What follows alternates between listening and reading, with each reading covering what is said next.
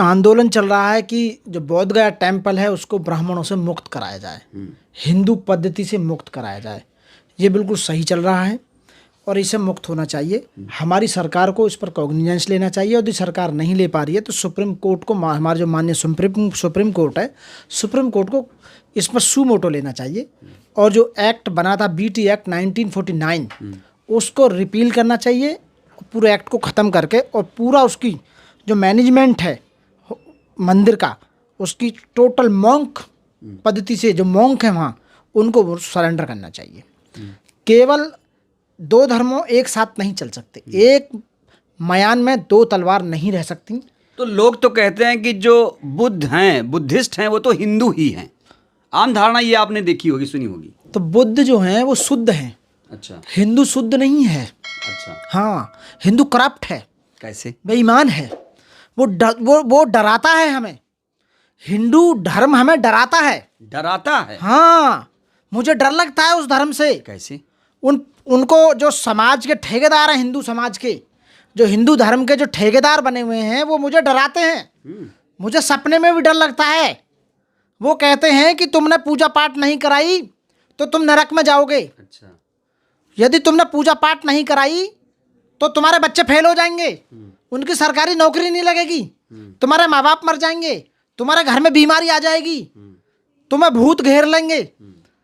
हमें डराते हैं भाई। आप लोग डरते हो या डराया जाता है? एक एग्जांपल ये है, क्योंकि जो बाबा आते हैं बाजार में, आप लोग खुद ही जाते हो, कोई बाबा आपको बुलाने थोड़ी आता है। ऐसा नहीं है, आजकल तो घर घर आ रहे हैं। अच्छा। सुबह सुबह वो दबा देते हैं घंटी, नो आलाक निरंजन बच्चा निकल बाहर, कुछ दे बाबा के नाम का। अच्छा। हाँ, जय भोलेनाथ, जय काली माँ। आज एक औरत आई शनिवार को, एक डोलची थी, उसमें तेल भर रहा था और एक टीन का जो है वो बना रखा था शनिदेव। नहीं, उसमें कुछ डालो, नहीं तो शनि की छाया पड़ जाएगी, आप जलकर राख हो जाओगे, आपके घर में परेशानी आएंगी।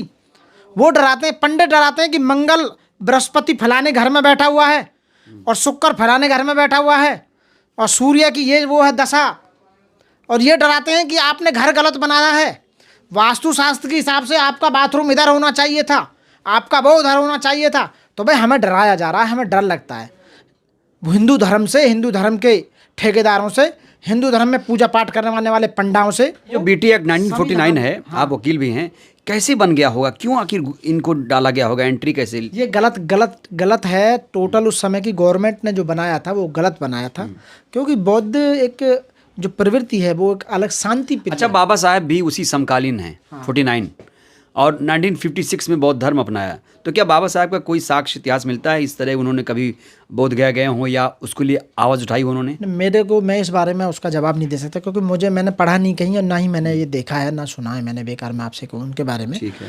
लेकिन मैं फ़िलहाल अपने बारे में बता रहा हूँ, इस वर्तमान परिस्थिति के बारे में बता रहा हूँ। ये वास्तव में टेम्पल जो है वो मुक्त होना चाहिए, क्योंकि वहाँ ये पंडित पद्धति से, हिंदू पद्धति से और बौद्ध पद्धति में तो ज़मीन आसमान का अंतर है।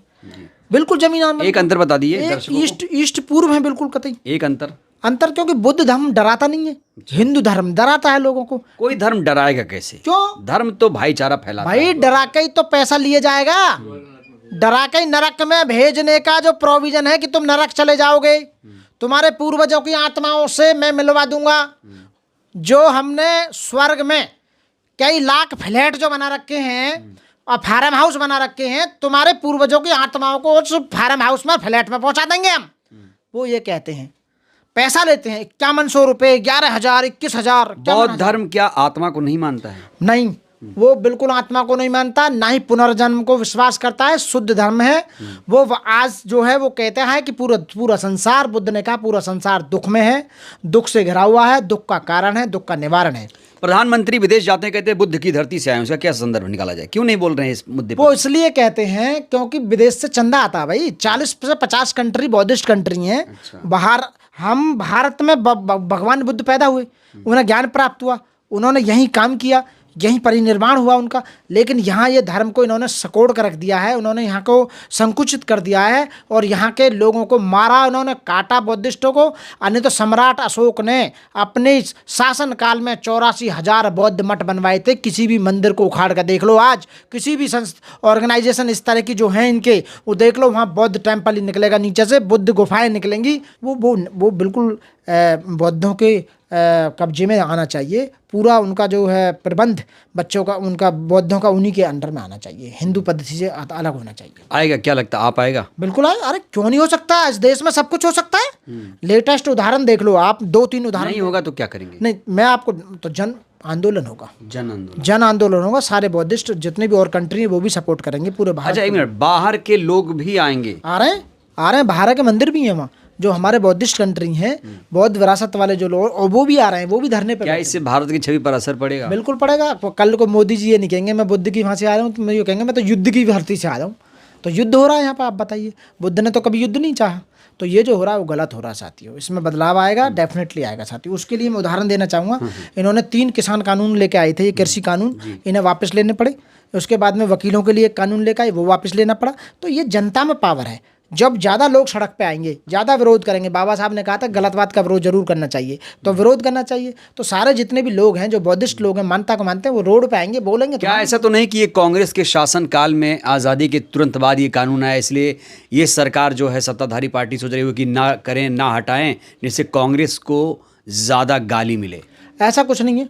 अब जो हो सकता है वो तो होगा, लेकिन मैं कहूँ, मैं कांग्रेस और बीजेपी मैं कुछ नहीं जानती थी। देश को प्रॉपर तरीके से संवैधानिक ढंग से चलाना है तो ऐसी गलत पद्धतियों को हटाना होगा, वो कानून के रूप में हो या कस्टम के रूप में।